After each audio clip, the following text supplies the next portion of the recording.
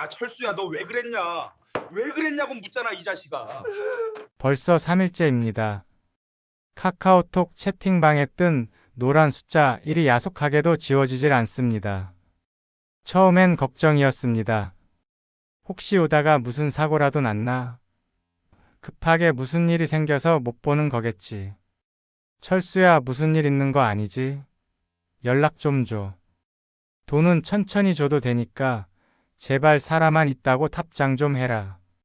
그렇게 보낸 카톡과 문자 메시지만 벌써 수십 통. 손가락이 닳도록 화면을 두드리고 밤새 휴대폰을 쥐고 뜬 눈으로 기다렸습니다. 하지만 화면 속 그 친구는 40년 내 인생을 다 아는 그놈은 그 수많은 절규를 읽지도 듣지도 않고 있습니다. 묵묵부답. 그 침묵이 칼이 되어 제 가슴을 후벼 팝니다. 떨리는 손으로 마지막 통화 버튼을 눌렀습니다. 그러자 수화기 너머로 제 인생을 무너뜨리는 차가운 기계음이 들려옵니다. 지금 거신 번호는 없는 번호이오니 머릿속이 하얗게 변했습니다. 그 친구는 그냥 친구가 아니었습니다. 제가 사업 망하고 월세방 전전할 때 말없이 소주 한 병 사 들고 와 너는 꼭 일어설 놈이다라며 삼짓돈 쥐어주던 녀석이었습니다. 내 아내보다, 내 자식보다 내 속을 더 훤히 알던 40년 지기. 피만 안 섞였지 형제나 다름없는 놈이었습니다. 그 맑고 진지했던 눈빛을 믿었습니다. 아니, 내 가장 처참했던 시절을 지켜준 그 친구를 의심하는 건 죄를 짓는 것 같아 묻지도 따지지도 않고 아내 몰래 모은 노후 자금을 송두리째 넘겼습니다. 그런데 돌아온 건 수십 통의 읽지 않는 문자, 사라지지 않는 숫자 1 그리고 없는 번호였습니다. 철수가 일주일 안에 주겠다던 돈 3천만 원 이젠 찾을 수 없고 아깝습니다. 자꾸 떠올리면 피가 거꾸로 솟습니다. 하지만 저를 진짜 지옥으로 밀어넣는 건 돈이 아닙니다. 이제 나는 남은 인생에서 대체 누구를 믿고 살아야 하나.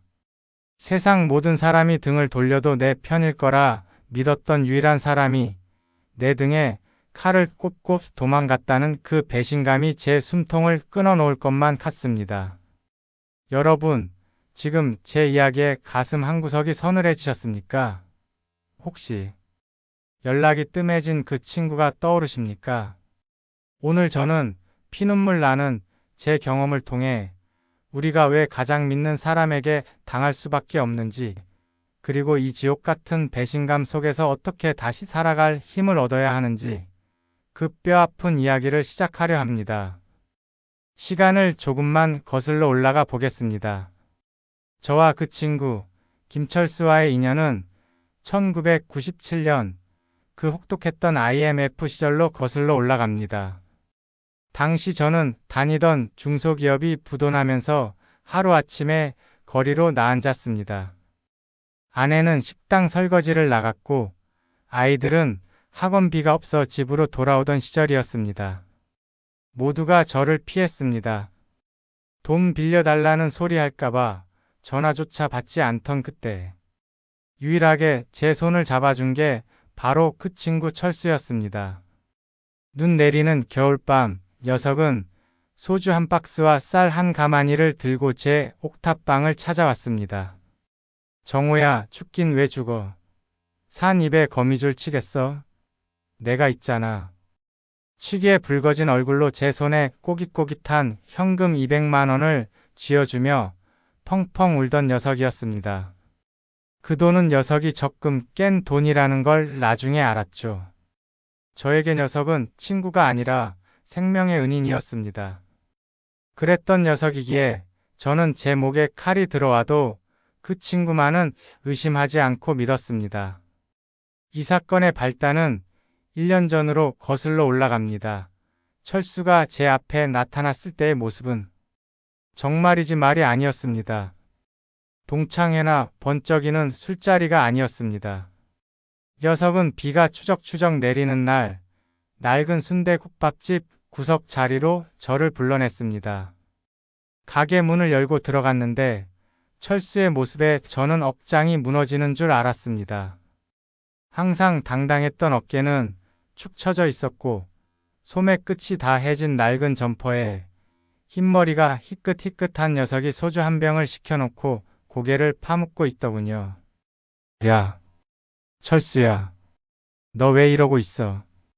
얼굴이 이게 뭐야? 제가 놀라서 다가가자 녀석은 퀭한 눈으로 저를 보더니 힘없이 웃었습니다. 왔냐? 보고 싶었다 친구야. 내가 면목이 없어서 연락도 못했어. 녀석은 눈물을 뚝뚝 흘리며 지난 세월을 털어놨습니다. 사업하다 사기를 당해서 전 재산을 날렸고 빚쟁이들한테 시달리다 아내와 이혼까지 했다고 했습니다. 지금은 고시원에서 지내며 공사장 일용직을 나간다고 하더군요. 그 말을 듣는데 옛날에 제가 힘들 때 도와줬던 녀석의 모습이 겹쳐지면서 가슴이 미어지도록 아팠습니다.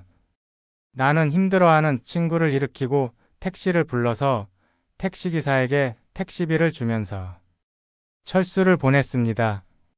철수는 술에 취한 목소리로 고맙다. 너가 와줘서 큰 힘이 된다. 조심히 들어가라 하면서 손을 흔들었습니다. 그렇게 철수가 탄 택시가 사라지는 것을 보고 집으로 돌아왔습니다. 그렇게 이후로도 철수를 몇 번을 만났습니다. 녀석은 돈 이야기는 절대 먼저 꺼내지 않았습니다. 그저 따뜻한 밥 한 끼 먹으니까 살 것 같다며 제 손을 잡고 울기만 했습니다. 저는 그런 녀석이 안쓰러워 만날 때마다 쌈짓돈 몇만 원씩을 주머니에 찔러 넣어줬습니다. 그러던 어느 날 녀석이 아주 조심스럽게 정말 죽을 죄를 지은 사람처럼 입을 열었습니다. 친구야, 나 진짜 염치 없는 거 아는데 내 인생의 마지막 동아줄이 하나 내려왔어. 녀석의 이야기는 이랬습니다.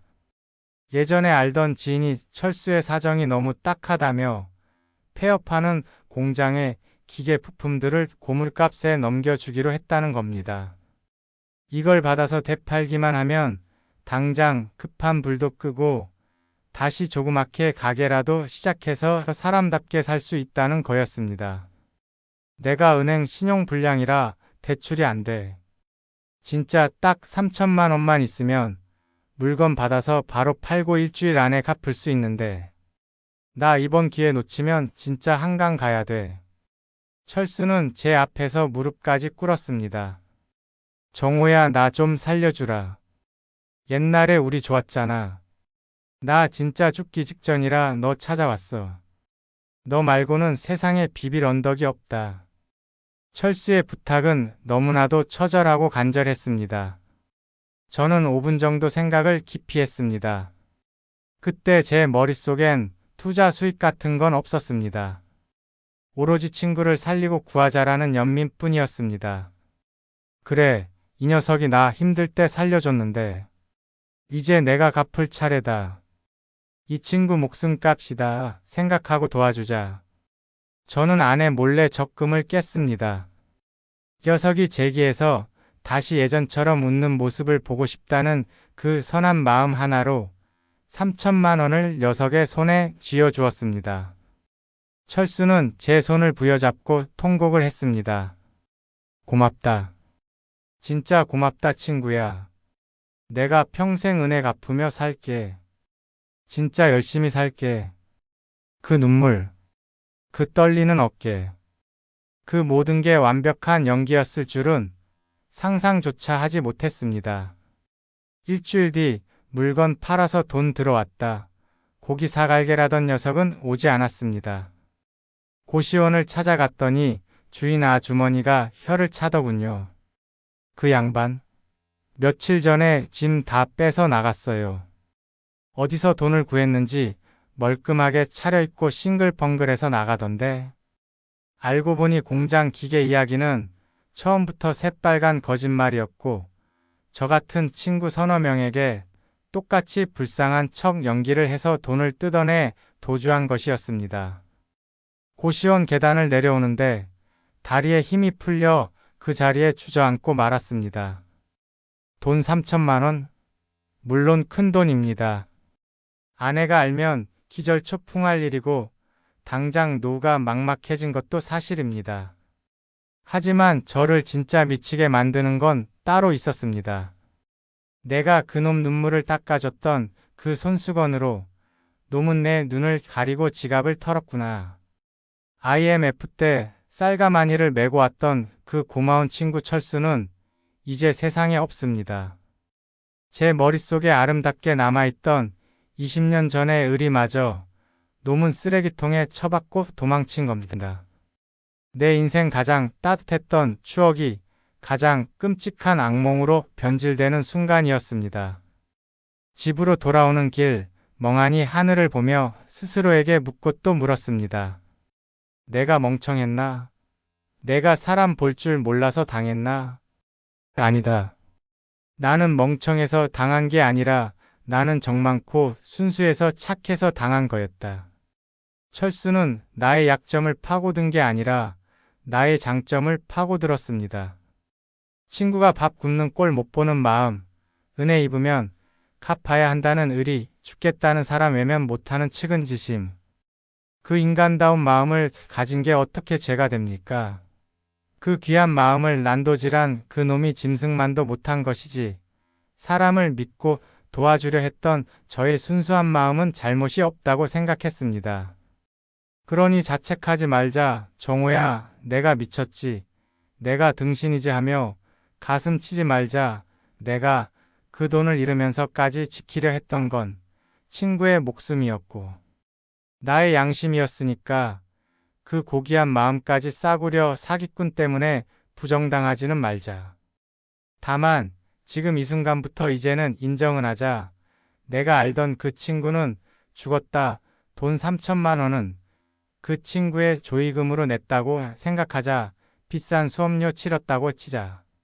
난 가슴 아픈 내 마음을 이렇게 위로하고 달래는 것이 현명한 처신이라 생각했습니다.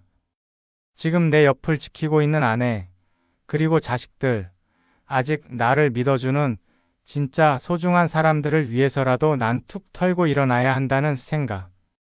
배신감에 밥 못 먹고 잠 못 자서 병나면 결국 좋아하는 건 도망친 그 놈뿐 아니겠냐고? 원망도 분노도 그 순간 빨리 날려버리고 싶었습니다. 버리지 않고 간직하고 있다간 내가 온전히 오늘을 정상적으로 살아갈 수 없을 거라 생각했습니다. 철수야, 돈은 가져갔어도 내 남은 인생까지는 못 가져간다. 저는 오늘부터 마음의 빗장을 다시 겁니다.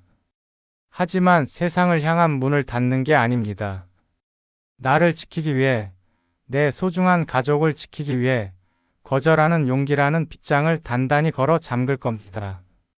사람을 잃는 게 두려워 거절 못하던 착한 호구였던 저는 이제 그만 보내주려 합니다. 그래, 돈은 잃었어도 사람은 잃지 말자. 철수 그놈도 오죽했으면 그랬겠나. 저는 마음을 비우기로 했습니다. 녀석을 용서하겠다는 마음으로 녀석이 도망치듯 빠져나간 그 고시원을 다시 찾아갔습니다. 주인 아주머니에게 밀린 월세라도 대신 내주고 녀석의 짐이라도 정리해줄 생각이었습니다. 그게 40년 친구로서의 마지막 예의라고 생각했으니까요. 주인 아주머니는 혀를 차며 라면 박스 하나를 툭 던져주더군요. 그 양반이 버리고 간 쓰레기예요. 안 그래도 냄새나서 치우려던 참인데 잘 가져가시오. 박스 안에는 낡은 칫솔, 다 떨어진 양말 쪼가리들이 들어 있었습니다. 그걸 보니 또 울컥 눈물이 나더군요. 얼마나 힘들게 살았으면 하며 쓰레기를 분리수거하려던 찰나였습니다. 구겨진 종이 뭉치 하나가 툭 떨어졌습니다. 무심코 펴본 그 종이 쪼가리 한 장. 그것을 본 순간 제 머릿속을 지배하던 용서라는 단어는 산산조각이 났습니다. 그것은 주유소 영수증이었습니다. 그런데 날짜와 시간이 기가 막혔습니다. 10월 15일 오후 2시 30분. 그날은 녀석이 제 앞에서 무릎 꿇고 오늘 이 시까지 입금 안 하면 나 죽는다며 3천만 원을 받아간 바로 그날이었습니다. 돈을 받자마자 연락이 두절되었던 그 시간. 그런데 영수증에 찍힌 주유소 위치가 이상했습니다. 녀석이 산다던 강북의 고시원 동네가 아니었습니다. 판교 XX 백화점 VIP 발레 파킹 대기실. 손이 부들부들 떨렸습니다. 공사장 일용직을 전전하며 컵라면으로 끼니를 때운다던 놈이 내 돈을 뜯어간 직후에 백화점 VIP 라운지에 있었다. 게다가 영수증 하단에 적힌 차종. 차량 번호 38호 XXXX 제네시스 지구시. 고물상 트럭도 없다던 놈이 대한민국 최고급 세단을 몰고 있었습니다. 순간 제 머릿속의 회로가 친구에서 형사로 바뀌었습니다. 이 새끼. 연기였구나. 가난도 눈물도 전부 다 설계된 연기였어. 저는 당장 제 낡은 차를 몰고 그 백화점으로 달렸습니다. 놈을 잡으러 간 게 아닙니다. 놈의 습관을 확인하러 간 겁니다. 철수는 옛날부터 한번 꽂힌 곳은 질릴 때까지 가는 습성이 있었습니다. 백화점 주차 요원에게 핸드폰에 있던 녀석의 사진을 보여주며 슬쩍 물었습니다. 혹시 이 사장님 아시나요? 여기 자주 오시는 분인데 차 키를 두고 가신 것 같아서. 젊은 주차 요원은 고개를 갸웃거리더니 대뜸 이러는 겁니다. 아, 그 골프 가방 사장님이요? 어제도 오셨는데요. 항상 강남 스크린 골프장 예약 시간 늦었다고 급하게 나가시잖아요. 빙고. 놈은 돈이 없어서 도망간 게 아니었습니다. 내 돈 3천만 원으로 팔자 좋게 골프를 치러 다니고 있었던 겁니다. 주차 요원이 말한 강남의 스크린 골프장은 딱 두 군데였습니다. 저는 그날부터 제 생업도 접어두고 매일 아침 그 골프장 앞 카페 창가에 앉아 죽치고 기다렸습니다. 모자를 푹 눌러쓰고 신문을 보는 척하며 들어오는 차들을 하나하나 매일 눈으로 감시했습니다. 형사들이 왜 잠복근무 때 빵과 우유만 먹는지 알겠더군요. 속이 타들어가서 밥이 넘어가지 않았습니다. 그렇게 3일째 되던 날, 검은색 제네시스 한 대가 미끄러지듯 들어왔습니다. 번호판 38호 XXXX. 영수증에 찍힌 그 번호였습니다. 운전석 문이 열리고 한 남자가 내렸습니다. 제 앞에서 돈 없어서 굶어 죽겠다며 낡은 점퍼를 입고 울던 그 찌질한 철수가 아니었습니다. 번쩍이는 골프웨어에 한 손에는 스타벅스 커피를 들고 조수석에서 내린 젊은 여자와 희희낙낙 웃으며 걸어 들어가는 그 놈. 제 3천만 원, 아니 제 40년 우정이 저기서 놈의 골프비와 커피값이 되어 공중분해되고 있었습니다. 피가 거꾸로 솟구쳤지만 저는 뛰쳐나가지 않았습니다. 지금 가서 멱살을 잡아봤자 돈 다 썼다. 배째라 하면 그만인 걸 아니까요. 저는 떨리는 손으로 휴대폰을 꺼내 놈이 여자와 팔짱을 끼고 들어가는 모습을 동영상으로 찍기 시작했습니다. 그리고 골프장 건물 안으로 조용히 따라 들어갔습니다. 녀석이 몇 번 방에 들어가는지, 누구랑 만나는지, 놈의 진짜 은신처를 알아내기 위해서.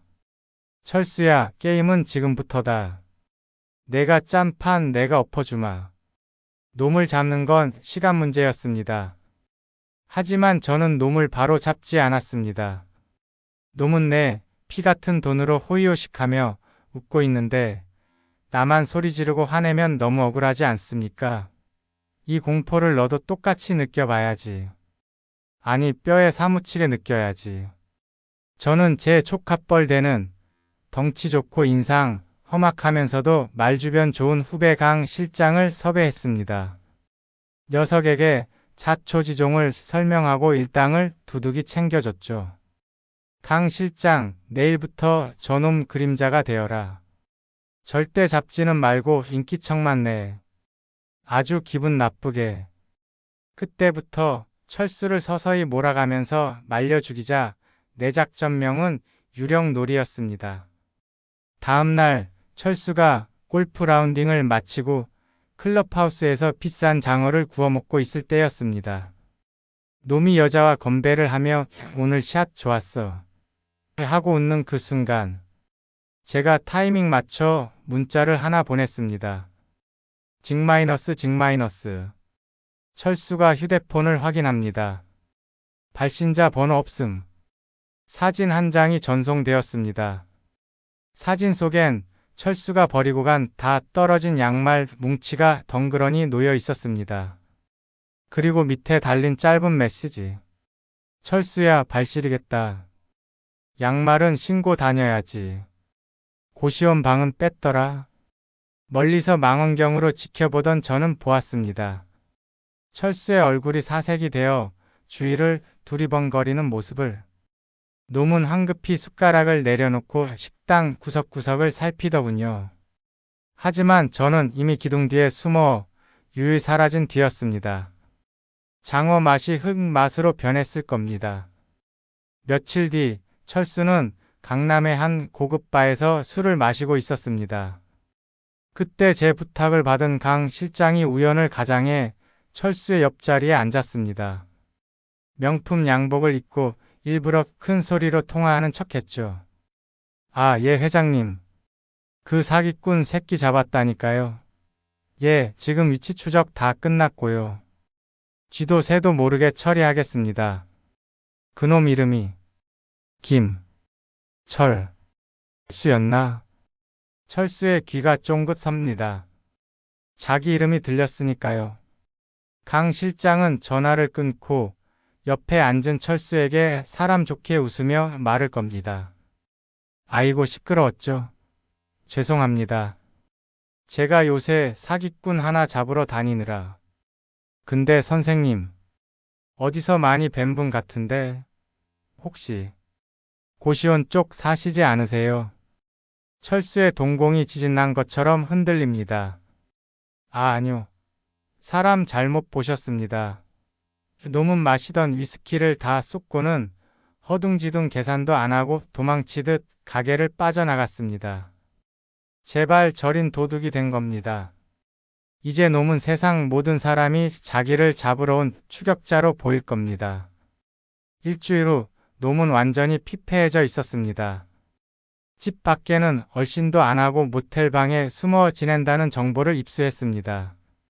놈이 배달 음식을 시켜 먹는다는 걸 알고 저는 마지막 카드를 꺼냈습니다. 배달 기사를 매수해서 놈이 시킨 치킨 배달 봉투 안에 작은 선물을 하나 더 넣었습니다. 그것은 바로 철수가 내게 줬던 20년 전 그 낡은 소주잔이었습니다. 그리고 쪽지 하나. 철수야, 이 잔 기억나지? 우리가 평생 우리 우정 변하지 말자고 하면서 을이 맺던 날 마신 잔이다.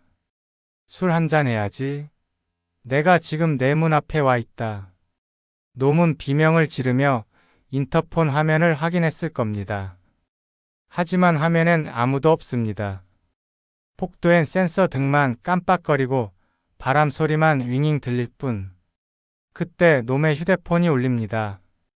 이번엔 발신자 제한이 아닙니다. 내 이름 석자가 선명하게 찍힌 전화가 걸려옵니다. 따르릉, 따르릉. 받을까 말까 수십 번을 망설이다 떨리는 손으로 전화를 받는 철수. 여보세요? 저는 아주 차분하고 낮고 그리고 서늘한 목소리로 말했습니다. 철수야, 문 열어. 나야. 밥은 먹었냐? 가자. 순대국이나 한 그릇 하자. 철수는 도살장에 끌려가는 소처럼 덜덜 떨며 내 뒤를 따랐습니다. 우리가 도착한 곳은 화려한 일식집도 놈이 좋아하던 골프장 식당도 아니었습니다. 허름한 시장통, 20년 전 우리가 밥 먹듯 드나들던 그 순대국집이었습니다. 뚝배기 2그릇, 그리고 소주 1병.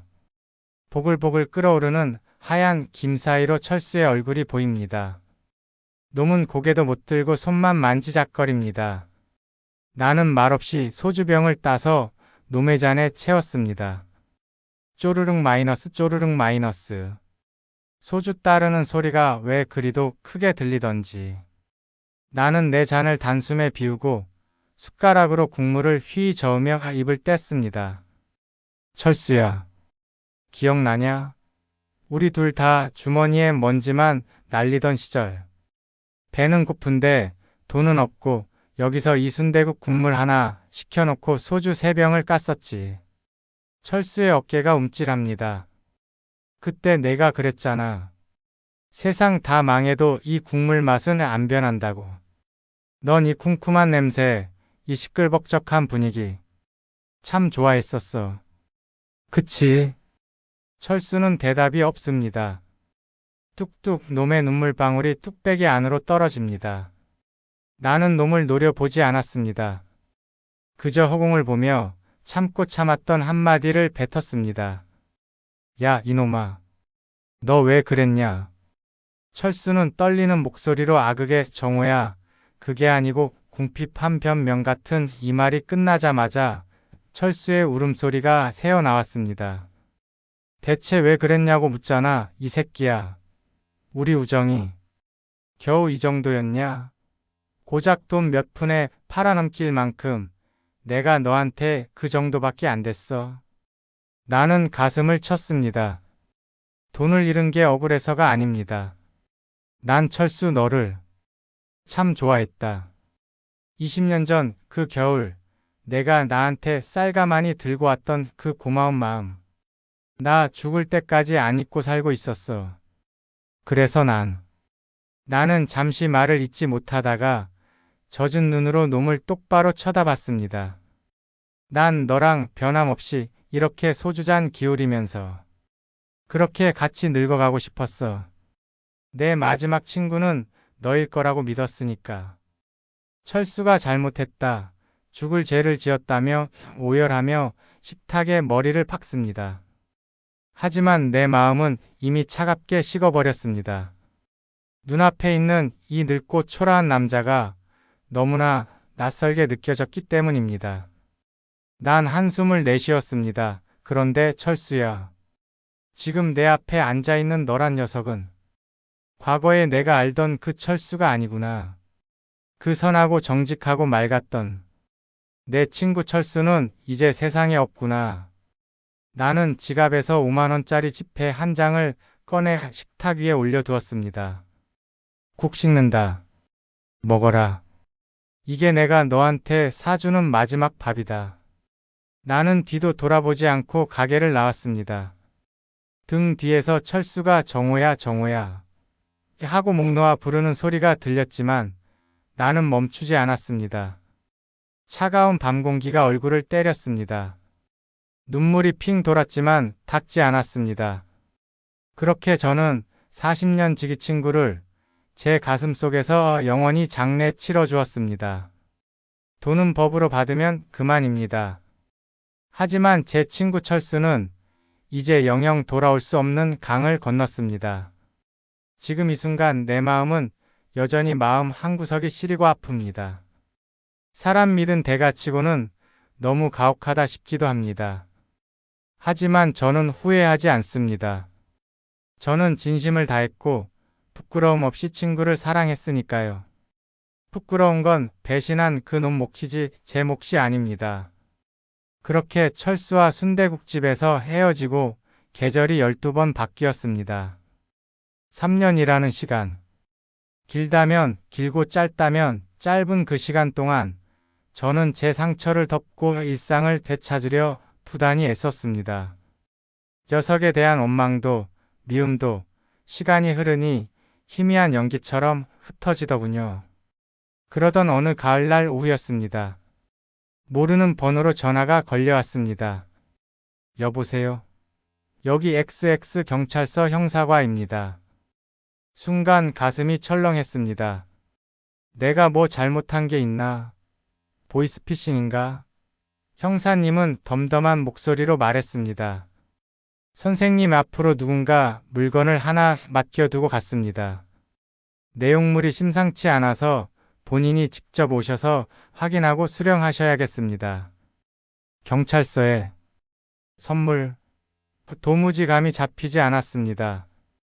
저는 두근거리는 가슴을 안고 동네 경찰서로 향했습니다. 안내 데스크에서 신분증을 내밀자 당직 경찰관이 책상 밑에서 낡고 투박한 종이박스 하나를 꺼내 올려주었습니다. 테이프가 덕지덕지 붙어있는 흙먼지가 조금 묻은 상자였습니다. 이거 두고 가신 분이 절대 본인 신원은 밝히지 말라고 하더군요. 꼭 전해달라고만 부탁했습니다.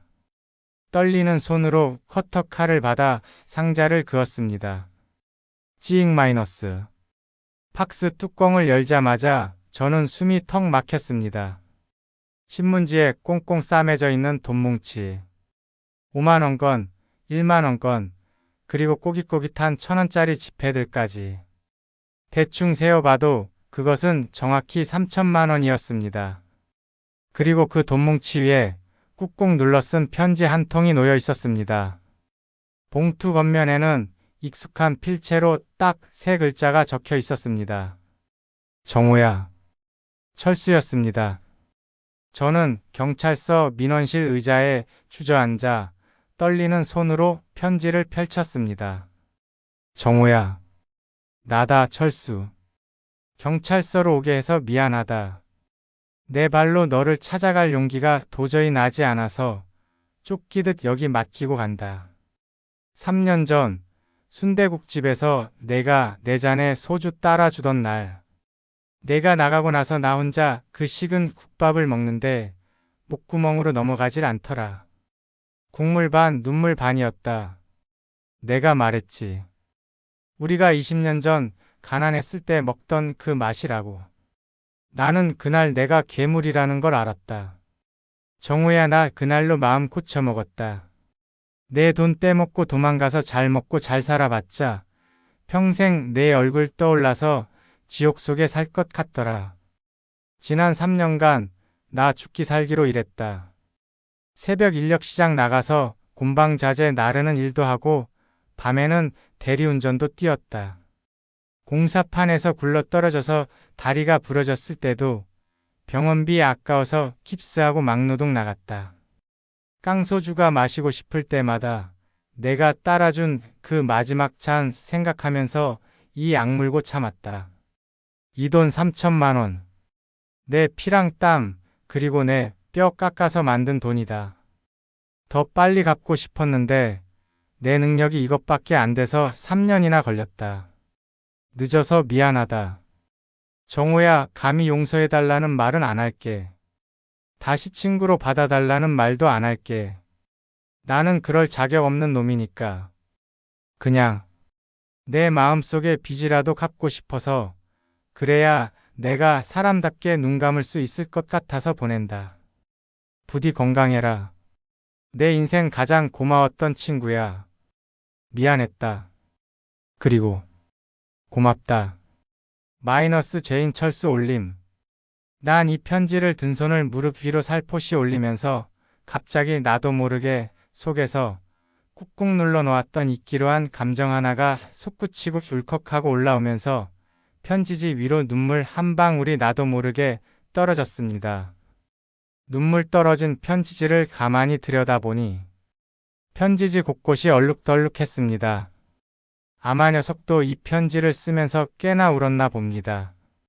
꼬깃꼬깃한 1,000원짜리 지폐들, 흙먼지 묻은 박스. 그것은 단순한 돈이 아니었습니다. 길 잃은 친구가 3년이라는 시간 동안 온몸으로 써내려간 반성문이었습니다. 경찰서를 나오는데 가을바람이 찹니다. 하지만 이상하게도 3년 전 순대국집을 나올 때처럼 춥지는 않았습니다. 가슴 한구석에 꽉 막혀있던 돌덩이가 쑥 내려가는 기분이었습니다. 저는 하늘을 올려다보며 나지막이 중얼거렸습니다. 바보 같은 놈. 몸이나 좀 챙기면서 일하지. 돈은 돌아왔고 친구는 떠났습니다. 하지만 저는 알 수 있었습니다. 그 3천만 원 속에 담긴 건 사기꾼의 탐욕이 아니라 20년 전 쌀가마니를 들고 왔던 내 진짜 친구 철수의 마음이었다는 것을요. 그걸로 됐습니다. 비록 다시 만나 소주잔을 기울일 순 없겠지만 저는 이제 녀석을 미워하지 않고 보내줄 수 있을 것 같습니다. 여러분, 사람 때문에 상처받으셨습니까? 그래도 사람 때문에 다시 희망을 품는 게 우리네 인생인가 봅니다. 어디선가 땀 흘리며 살고 있을 제 친구 철수에게, 그리고 상처를 딛고 일어서는 여러분 모두에게 마음속으로 뜨거운 응원을 보냅니다. 오늘 전해드린 이야기의 사연이 여러분의 마음에 작은 위로가 되었기를 바랍니다. 지나온 모든 순간이 모여 지금의 우리를 만들었습니다. 아픔은 씻어내고 그 안에 숨겨진 지혜와 사랑만을 간직하시길 바랍니다. 노년의 보석상자가 그 여정에 늘 함께 걷겠습니다. 구독과 좋아요, 따뜻한 댓글로 노년의 보석상자에게 힘을 실어주세요. 여러분의 관심이 더 좋은 영상을 만드는 걸음이 됩니다. 오늘도 보석처럼 반짝이는 하루 보내십시오. 시청해 주셔서 감사합니다.